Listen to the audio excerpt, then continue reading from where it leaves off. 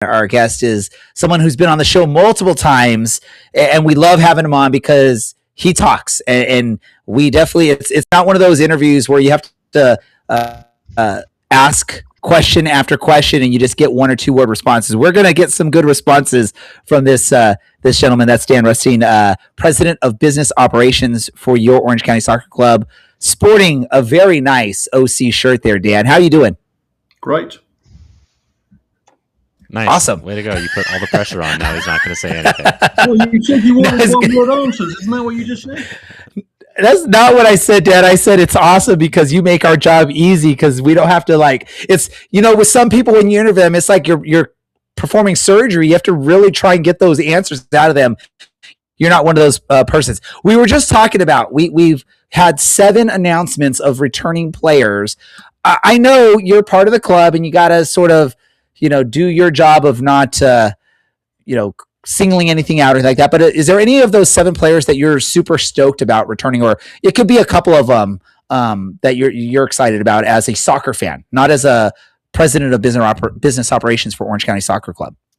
Well, first of all, thank you very much for inviting me on. I think I tried to get on a couple of weeks ago and my schedule didn't allow it, but I'm glad to sneak on before the end of the calendar year.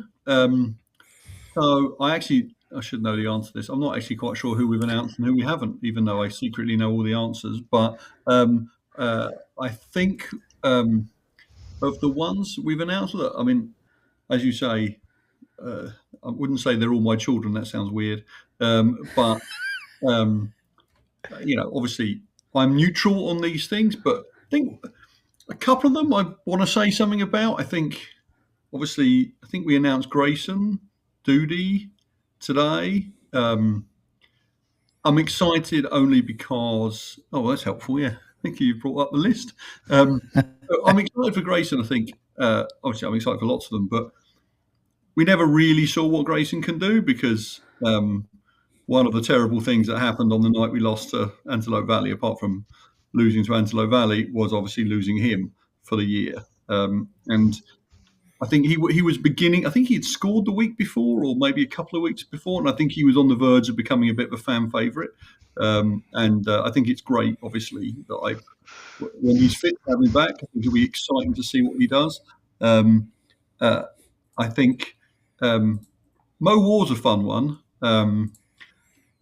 For a team like Orange County Soccer Club, Mo War is the perfect player, and I don't mean the playing team. I mean the sort of club we want to be. And I think you all know this story, but Mo came to the open tryouts and was good. And I think there's some weird stat that someone else needs to confirm. I think he scored more goals in pre-season games than anybody else for this club, because a couple of years ago, he scored some pre-season games, but didn't make it. But he came back again for the tryouts and then came in and did well. And then, he scored that, whatever it was, 91st minute equaliser quite early in the year. And he just, you see him, he just works so hard. And he's a fast, talented player who might be, along with Andrew Fox, the most polite player ever to play for this club. And so he's just such a nice guy, and I'm delighted that, even at the level that we play at, somebody can come through the trials and actually make a real impact. And I think that's a great story for the young people of Orange County and beyond. So he's just a great story. So I'm obviously excited about, Nico and Ethan and so on, but I just think a fit Grayson and Mo's just a lovely story. So there would be my favourites.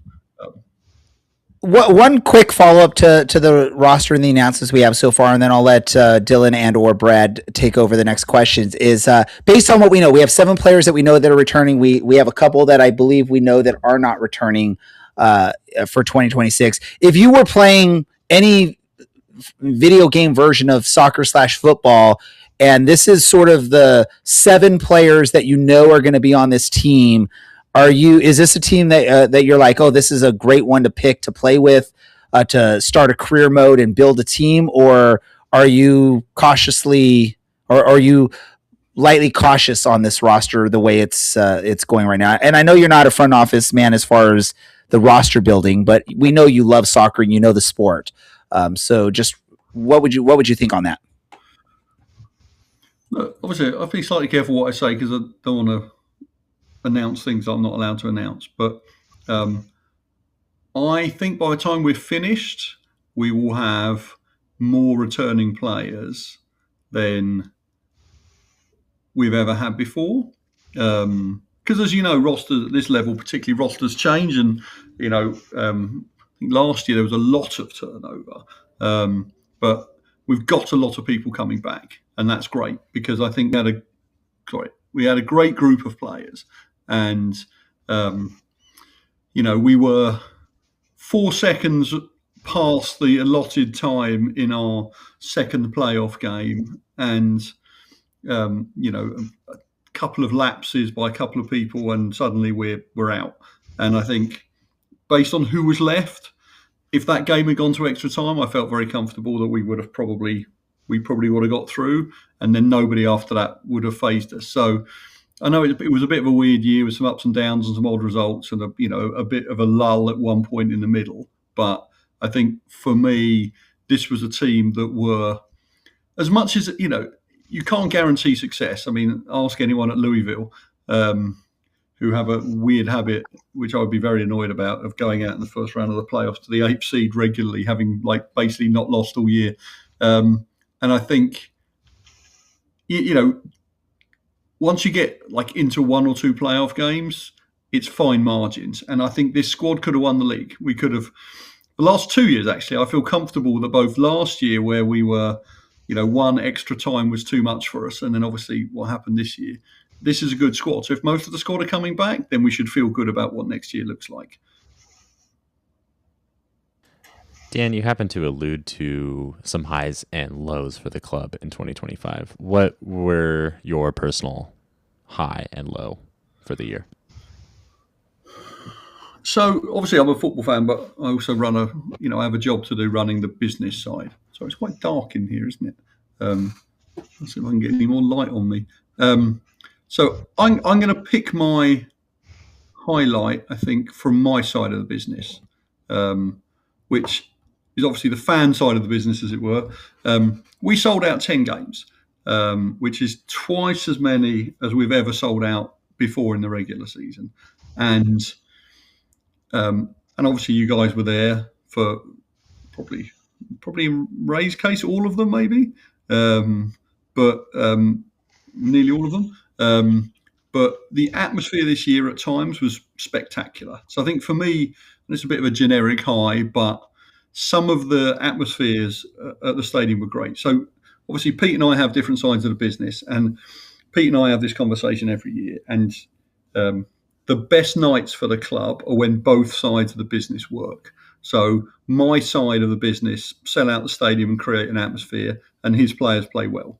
And there have been times where we've sold out and played badly. There's been times where the crowd has been not wonderful in terms of size, and the players have played brilliantly. But this year, I think probably more than any other year, we had genuine nights of real excitement where, all of the things worked off the field. Like the crowd was big, but it was a powerful anthem, and some of the stuff we were doing off the field worked really well, and the team played well. And given that, like every sports team, the reality is we're a memory-making business. There were some really memorable evenings created for fans this year, I think more so than before. And look, that does include even, I'm trying to remember which game it was. You guys are better at this than me.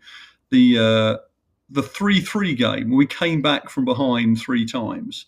Now, obviously, ideally from a Pete's point of view, we don't have too many games where we concede 3 goals. But from a fan point of view, 6 goals, 3 equalisers, a sold-out crowd, that's the sort of game people remember. So I think for me, the highlights were some of the sort of off-field atmosphere. I think it was great. We made changes to the stadium, as you know, in terms of redoing the GA, in terms of some of the branding, some of the stuff, the kids-only section was... I actually suggested it in a meeting pre-season as a joke, and we ended up doing it, and it actually worked out really well. So I think for me, all of that stuff was great. The low light, I think it's just how we lost in the playoffs. So we get played off the park like some teams did. then that's what it is. But when you lose with the last kick of the game in a game where you probably would have won if you had just got through that last 4 seconds, I think that's the cruelty of sport. But I think for me, it didn't feel like it all season long, but definitely in the last 10 games of the year, we had that feeling that we've had at this club before in 21, and actually we had it last year as well, where suddenly this group of young men galvanised, and I thought this might be ring number 2, but it wasn't to be. I don't know if you've done this already. What were your highlights and lowlights? Yeah, You covered my highlight already. What you said was 3-3. I think you were talking about Birmingham, and that was 4-4. That was my highlight for exactly the reasons you said. It was like that's a game that I was watching, unfortunately, at home here in Vegas. But I was like, man, this game is drunk. This game is crazy. This game is unlike anything I've ever seen. And I agree with you for all of those reasons. And then my low light was injuries, particularly to Duty. Yeah. Yeah, my highlight was what I think I mistakenly referred to as the 3-0 win, but it was actually a 4-0 win in July against Las Vegas. And my low light was the 2-1 loss at the beginning of October against Sacramento in Sacramento. And I don't even remember. Ray was upset about Kyle Scott. Yep. And he's muted, so he can't. Yes, he's no. Brad right now. Oh, okay. No, Kyle Scott getting sold out to England, which is great for him, but it sucked for the team because a lot of fans loved him, and you could see the loss of him in the midfield through that part of the season. And then my highlight was the last match of the season, the march to the stadium. I think it was an awesome experience for myself as a fan. And I think a lot of the fans, I brought like a group of a bunch of people that either haven't been to many games or it was their first experience, and they came and participated in that march, and they all left like excited. They loved it. They thought it was an awesome experience. So I thought that was cool. Yeah, and actually, Brad, of course, as I said, you would be. You were right. It was actually even worse than I had said. It was 4-4. But the thing is about sport, and we all know this. And so I work for the club, but I'm also a fan, and I think some of we had some great I might not be able to remember them all, but I definitely remember the feeling. There were some great nights of ridiculous cheering, and obviously I'm lucky enough, privileged enough, I get to run on the field. I wouldn't say run actually, but I walk briskly onto the field after games, particularly when we've won, and it's great, high-fiving players who've just scored great goals and played well. But there's been some great moments. There was one actually, I probably shouldn't have done it, but I get quite physical. I'm really actually quite bad at my job in the sense of I think like during games I'm going to go around checking on people, seeing things are okay, trying to persuade sponsors to partner with us and all that sort of stuff. In the end, I just sort of I'm having conversations with people, and then somebody might score or nearly score, and I start shouting or swearing at the referee. So I'm actually very bad at my actual job on game day in terms of sort of representing the club. But I was standing. It was one of the games near the end of the year, and I was standing next to a member of City of Irvine staff, who are, as you know, a very, very important stakeholder for us. And we scored a goal, and I punched him in the arm, which he took very well, actually. But that could have been the end. We could have been thrown out of the stadium. So I have to be a bit more careful next year about my physicality with guests, just in case they are VIPs. But that's what sport does. It's exciting. It gets you going, and we've had some really great moments this year. Not quite enough, I would say, goals at the right end. We want all the goals to be scored at your end, as it were. No offence to the other fans, but everyone loves the goals scored at that end. I think for some reason this year I felt like we scored more at the other end than usual. I don't know if that's an actual stat or just a feeling, but. Other than that, I think we've had some great atmospheres this year, and obviously that's what makes people keep coming back. I just want to say that really quickly, you can punch Ray anytime. Okay. That is goal, nothing, any reason, just start swinging. That's totally fine. Yeah, agreed. Hashtag Samora out. Hey, I I will say really quick, Dan, you could punch me if you want to. If you'll give us a shout out on the scoreboard at the stadium, I'll let you punch me in front of the fans. I might take you up on that, Ray. So. All right. Well, moving on. We talked about some of the stuff on the field. I want to focus a little stuff off the field, or really off on. I don't know what you can call it, but there's a little rumor, and we saw a little post about official LED display partner moving forward. I don't know if you can speak about that, but we think that there's going to be a little bit of an upgrade or a couple of upgrades coming on in the stadium this upcoming season. Dan, do you have any comment on that? Yeah. Well, that's an easy one because I wrote the press release. But yes, we're going to have LED boards. So look, I wish we'd had them 3 years ago. They are not inexpensive, it would be fair to say. So you have to be able to justify it with sort of, sponsorship revenues. But, good stadiums have LED boards. And I think it was last year, I remember we were at Vegas. And I remember seeing Vegas had boards. I'm like, Jesus, if Vegas have got boards, then we really should have boards. No offense to, that's pretty rude, but no offense to Vegas. But because obviously their stadium is not wonderful, as you guys all know.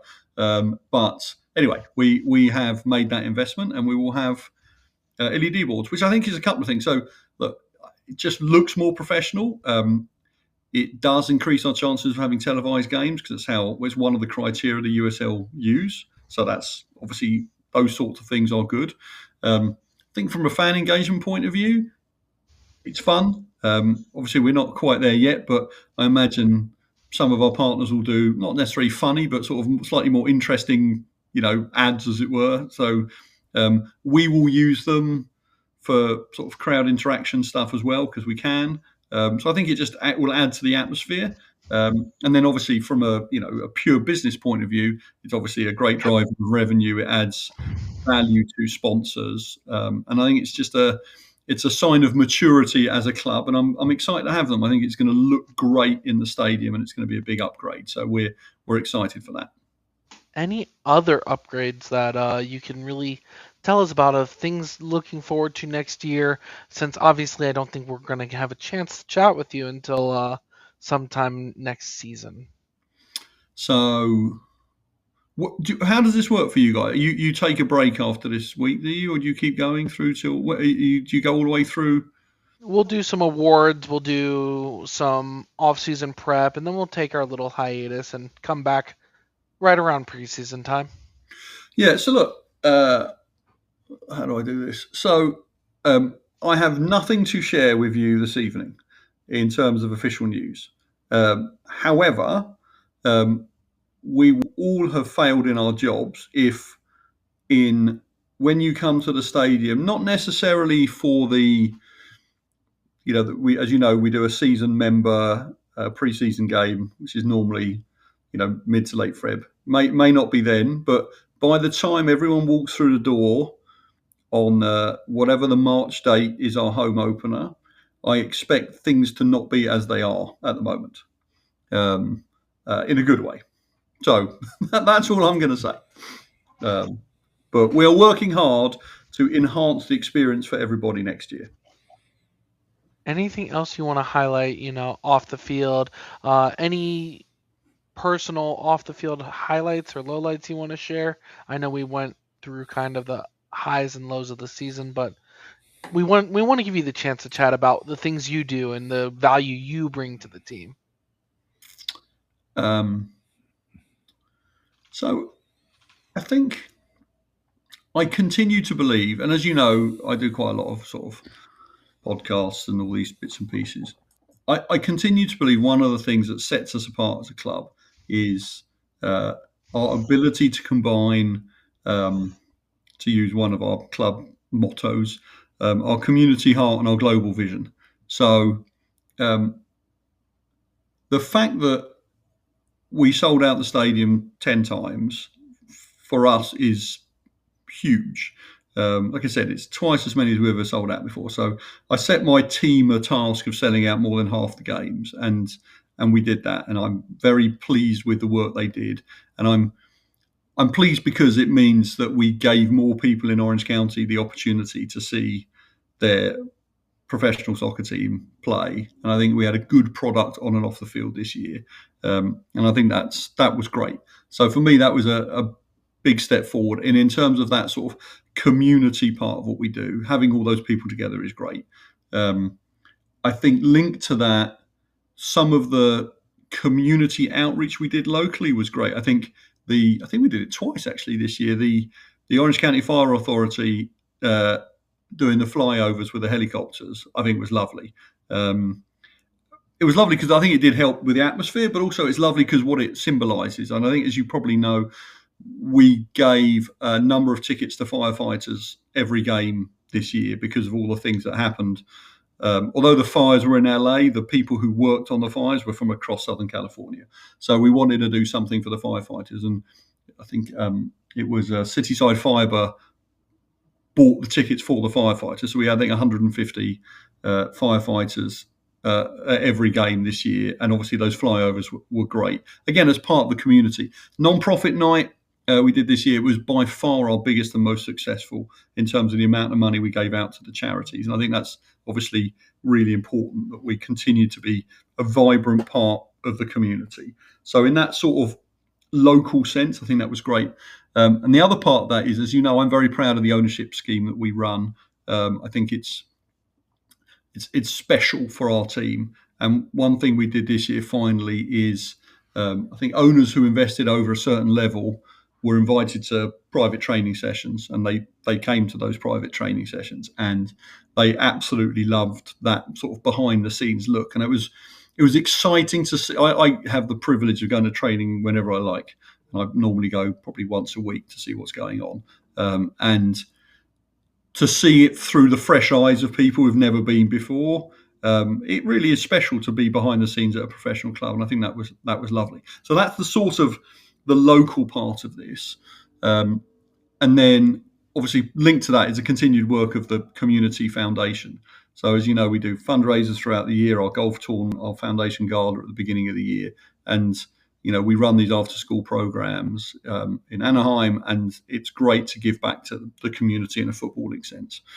But then you've got our international stuff. So we were the first.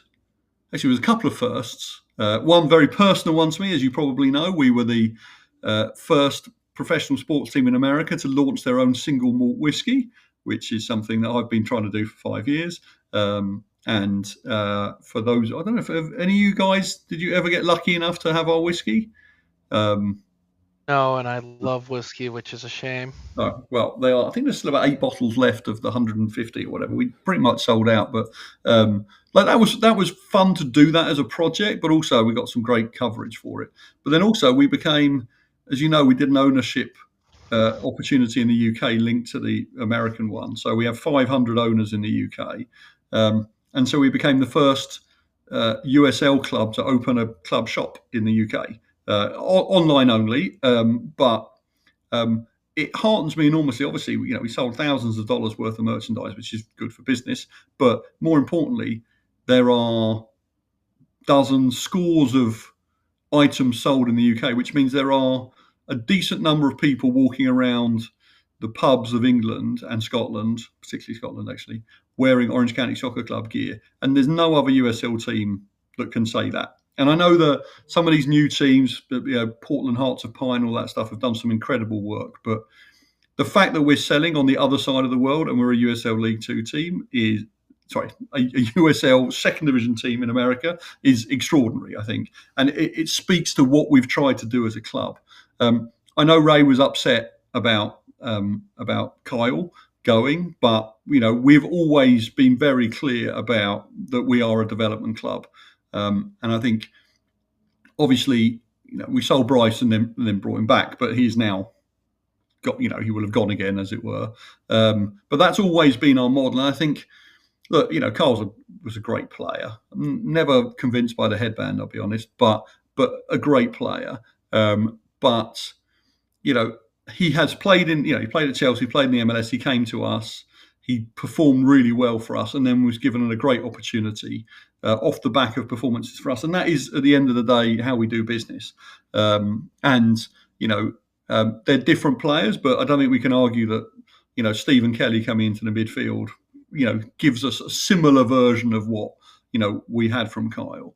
And I think that is the reality of the club. And I think so that the fact we've sold more players again this year, and then you saw, I know it's not a success for us directly, but Milan Alowski, obviously club legend, doing what he's done, where I think he probably broke some scoring records for San Diego, and then was transferred. That's all part of the legacy of what we're trying to build. So I think, say between the sort of community work we've done and then this broader global piece, I think it's been a really successful year. And there's obviously more to come. Young Pedro going to the U17 World Cup is great. You look at the list of players at that tournament, and they're all from all over Europe and MLS. And then you've got Pedro from us, obviously. I think I saw somewhere on Transfer Market that Tyson Espy's at Bayern Munich. I mean, I don't know where they got that information from, but obviously, having a player like Tyson at a team like Bayern Munich is obviously magnificent. So, we continue to be this unicorn, I think, in the USL, where we've got a great community, we offer a great product off the field and a great atmosphere, yet at the same time, we've got a global reach that other teams not only don't have, aren't even trying to have. And then we've got this player development pipeline, which I think is extraordinary. And I think, sorry, I know this is a long answer, but you did say I'm allowed to talk as much as I like. I think one of the highlights for the club from a player development point of view this year is the kids. There's an irony that obviously we played the kids in the Jägermeister Cup, but I think half the team can't even drink the name of the competition. But beating Sacramento in the Jägermeister Cup with the kids, I think their average age was 27 and ours was like 21 and a half. I think we fielded the two youngest teams in club history this year. And that speaks volumes to, again, the long-term plan of this club. So that's a very long answer, but I am proud of what we do locally and the presence we have nationally. And I think there's only going to be more of that next year when, I don't know if you read, the World Cup is coming to town. I love it.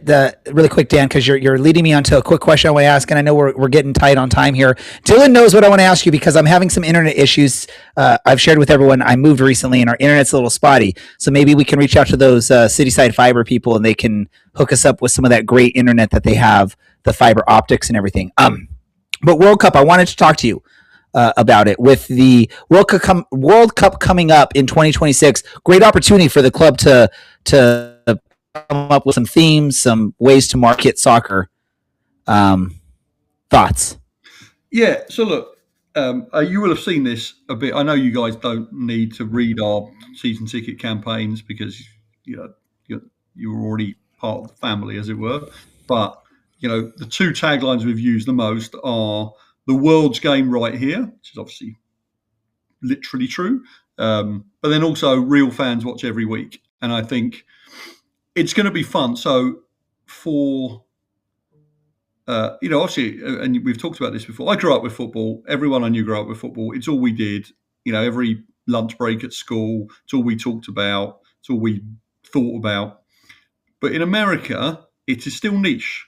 It's just becoming obviously less niche, but it's still niche. And I think this is going to be a great year for football fans because all of you people who have watched this sport and devoted time and effort to a sport that wasn't necessarily in the mainstream and people didn't care about, suddenly everyone's going to care about your sport. I mean, there'll be a bit where it's a bit annoying where everyone pretends they're an expert because they just watched Argentina play, but you will see what happens to football this summer. And I know obviously America's hosted the World Cup before, but in some ways it was too early because there wasn't enough foundations there. But obviously sport in this country is in a different place now. But I think this World Cup, people are going to get excited about it. Bank of America have been playing radio commercials for football on my radio on my long commute in, for months now. And I think you're just going to start seeing more and more footballers in on Wheaties boxes and on TV ads and just all over the place. And it's just going to be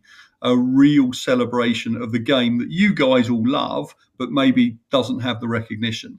And I think even probably before the tournament starts, we're going to have so many more fans because there will be, there's 3 million people in Orange County and we've got a 5,000 seat stadium. There must be the people who get up at 7 in the morning and watch Premier League games, people who are Liga MX fans who don't even know we exist. We're inserting ourselves into some of this, and I think more people are going to discover we exist. And I wouldn't be surprised in the second half of the year if there are even more people in the stadium who only sort of discovered us as they discovered soccer this summer. So I think I was saying to a friend yesterday, I was at some event, and I said to him, I feel really lucky to be running a professional soccer team in the year that the World Cup is being played locally. And look, Irvine is a World Cup city. I think it's a very badly kept secret that the US national team are going to be training locally. So we are going to be part of the World Cup one way or the other. And I think that's fantastic. So we're right in the middle of it. We've all learned this. We've all watched football in the corners, in the shadows, and now we get to celebrate football in a year where everyone does. Last quick question for you on the World Cup before we let you go. Obviously, with World Cup, but we don't know the full set of teams yet, but we know most of the teams in there.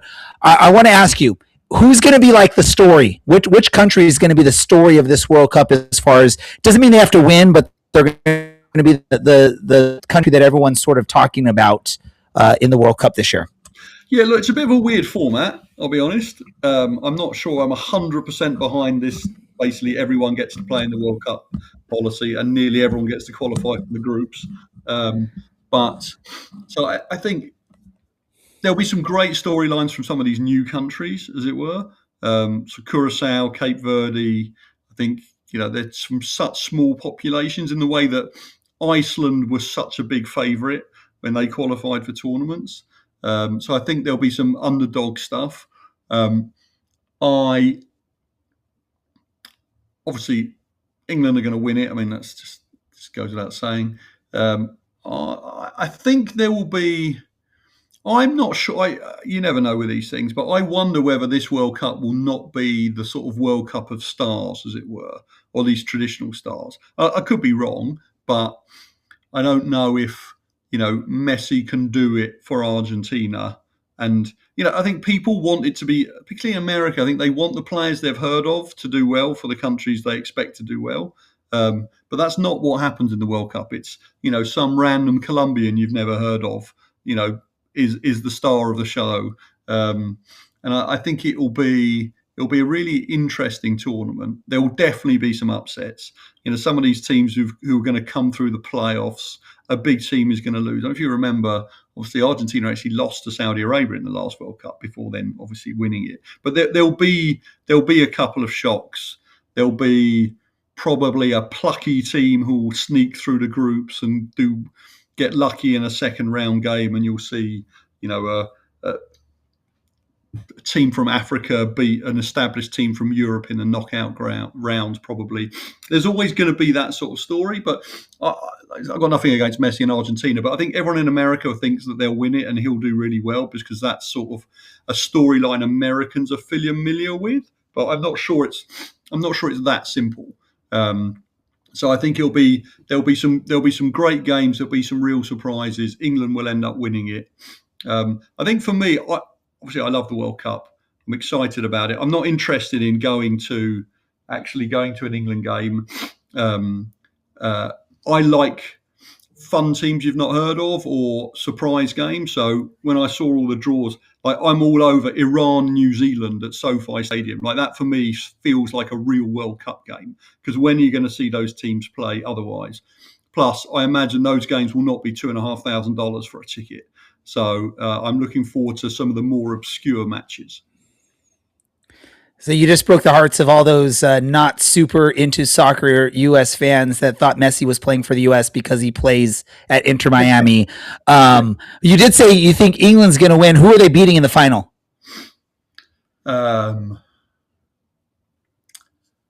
hopefully Germany, if it all plays out the right way, just on principle. But to be honest, if we've got closer than we've ever have before, I don't really care who we beat as long as we beat somebody. I'm running out of people I know who were alive when England last won the World Cup. So I'm hoping we can just slightly renew it now.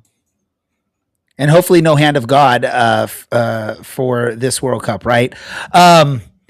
Dylan, Brad, do you have any last questions for Dan before we let everything wrap up here? Yes. Dan, obviously the players in the final this year walked out in T-shirts. And there are a handful of rumors about a collective bargaining agreement and how do we put it nicely, labor stoppage. I know it's not your side of things at the club. I know it's not your primary job at the club, but we've received a handful of questions from fans who aren't aware. If you're at training once a week, you probably see more of this. What sort of benefits do the players get, beyond being paid and housing currently? So it's such a shame, Dylan, that your internet went down during that question, and I can't answer your question about an ongoing CBA discussion between the union and the league. I would love to have known what you asked, but I guess I never will. Dylan needs Cityside Fiber as well, but he's in Sacramento. I don't know if they're up there yet. They most certainly are not. Oh, well. All right.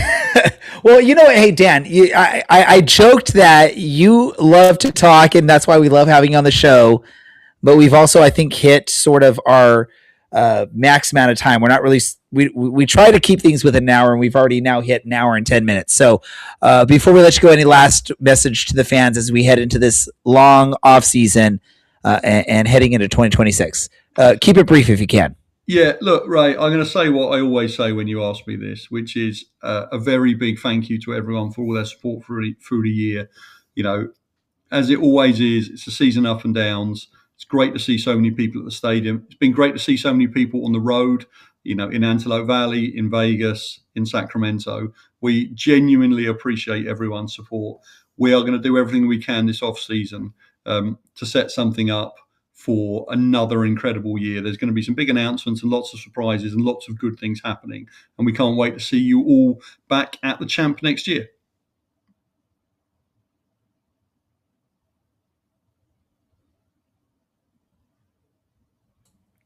All right. Sorry. I think my internet was going a little wonkers there.